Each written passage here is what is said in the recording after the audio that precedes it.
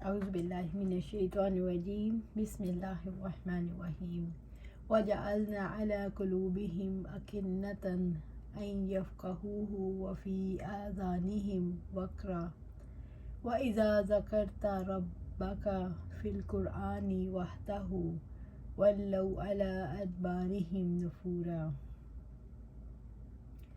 اور ہم نے ان کے دلوں پر کئی پردے بنا دیے ہیں اس سے کہ وہ اس کو سمجھیں، اور ان کے کانوں میں بوجھ ہے، اور جب آپ قرآن میں اپنے رب کا اسی ایک کا ذکر کرتے ہیں تو اپنی پیٹھوں پر بھٹکتے ہوئے پھر جاتے ہیں۔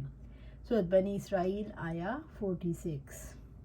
اور ہم نے ان کے دلوں پر کئی پردے بنا دیے ہیں اس سے کہ وہ اس کو سمجھیں، اور ان کے کانوں میں بوجھ ہے۔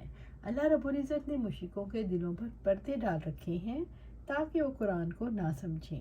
مشرک اس طرح ضرور سنتے ہیں تاکہ ان پر حجت قائم ہو جائے۔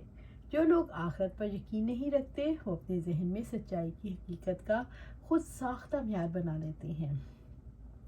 ایسے لوگوں کو جب قرآن سنایا جاتا ہے جس میں ان کے خیالات کی تردید ہو رہی ہو تو قرآن کی باتیں ایسے سننے والوں کے لیے ناقابل فہم بن جاتی ہیں۔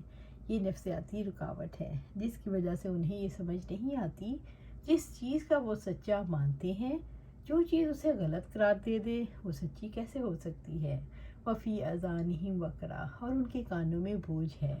وقر سے مراد ایسا بوجھ ہے، ایسا ڈانٹ ہے جو قرآن سننے کے راستے میں رکاوٹ ہو۔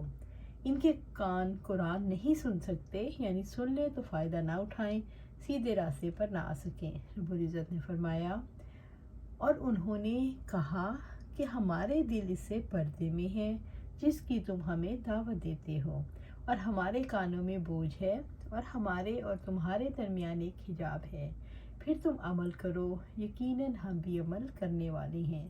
سورۃ فصلت آیا 5۔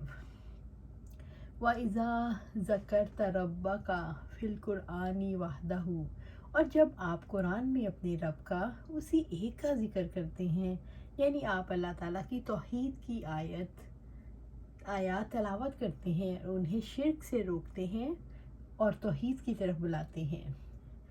وَلَّوْا عَلَىٰ أَدْبَارِهِمْ نُفُورًا، تو اپنی پیٹھوں پر بھٹکتے ہوئے پھر جاتے ہیں۔ مشرکوں پر یہ آیات توحید کا اثر یہ ہوتا ہے کہ وہ قرآن سے بغض رکھنے کی وجہ سے اور شرک سے محبت کی وجہ سے ناک بھون چڑھاتے ہوئے پیٹ پھیر کر بھاگ جاتے ہیں۔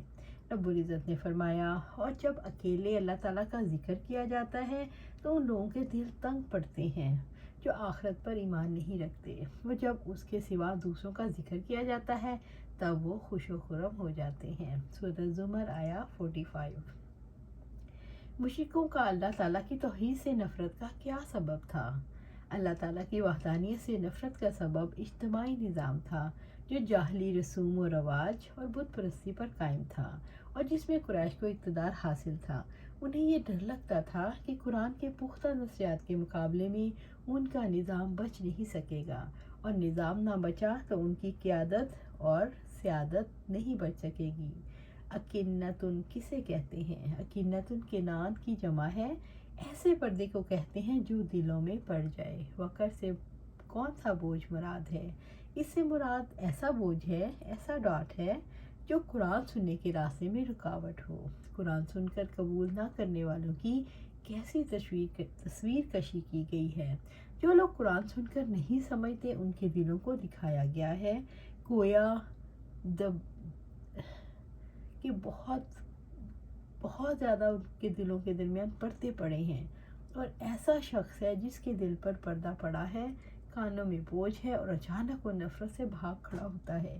یہ دراصل اپنے رب سے بھاگنے کی تصویر ہے۔ نحن اعلم بما يستمعون به اذ يستمعون الیک واذ هم نجوى اذ يقول الظالمون ان تتبعون الا رجلا مسحورا۔ ہم خوب جانتے ہیں اس نیت کو جس کے ساتھ وہ اسے غور سے سنتے ہیں جب وہ آپ کی طرف کان لگاتے ہیں اور جب وہ سرگوشیاں کرتے ہیں، جب ظالم کہتے ہیں کہ تم نہیں پیچھے چلتے مگر ایک آدمی کے جس پر جادو کیا گیا ہے۔ سورۃ بنی اسرائیل آیا 47۔ नहनु आलमु बिमा यस्तमिऊन बिही, हम खूब जानने वाले हैं इस नियत को जिसके साथ वो उसे गौर से सुनते हैं। इब्न अब्बास रज़ी अल्लाह ताला ने फरमाया, उतबा और शैबा जो रबिया के दो बेटे थे और वलीद बिन मुगीरा और आस बिन वाइल थे, नबी सल्लल्लाहु अलैहि वसल्लम जब कुरान पढ़ते थे तो रब्बुल इज़्ज़त मुशरिकों को सुनते वक्त फ़ायदा उठाने से रोक देते थे, क्योंकि वो जानता है कि उनके इरादे बुरे हैं। वो इसलिए कुरान सुनते थे कि कोई छोटी सी बात हाथ आए तो उस शोशे की वजह से वो सब में ऐब जोई कर सकें।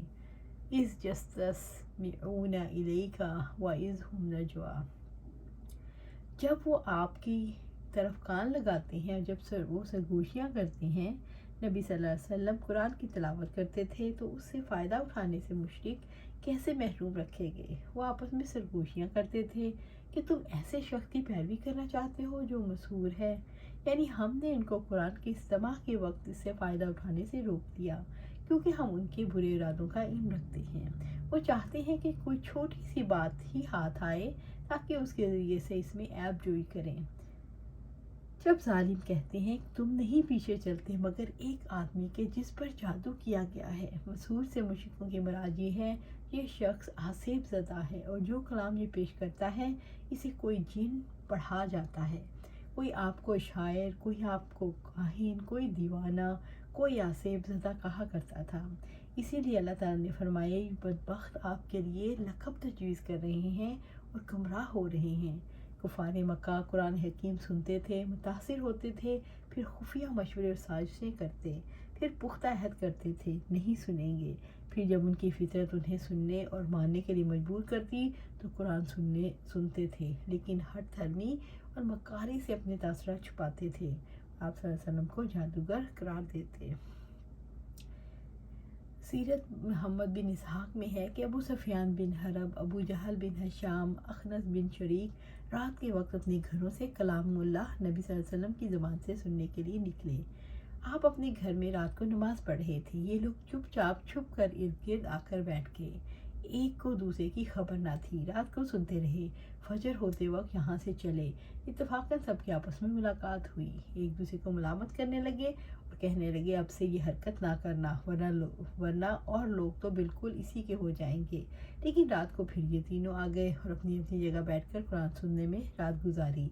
सुबह वापस चले, रास्ते में मिल गए, फिर से कल की बातें दोहराई और आज पुख्ता इरादा किया कि अब इसे ऐसा हरगिज़ नहीं करेंगे। तीसरी रात फिर यही हुआ। अब के उन्होंने कहा, आओ अब अहद कर लें कि अब नहीं आएंगे। चुनाचे कौलो करार करके जुदा हुए।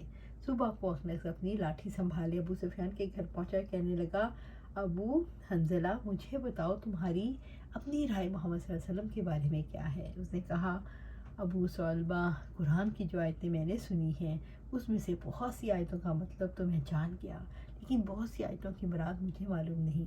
अखनस ने कहा, वल्लाही मेरा भी यही हाल है। यहाँ से होकर अखनस अबू जहल के पास पहुँचा, उससे भी यही सवाल किया। उसने कहा, सुनिए, शराफत और सरदारी के बारे में हमारा बनु अब्द मनाफ से मुद्दत से झगड़ा चलाता है।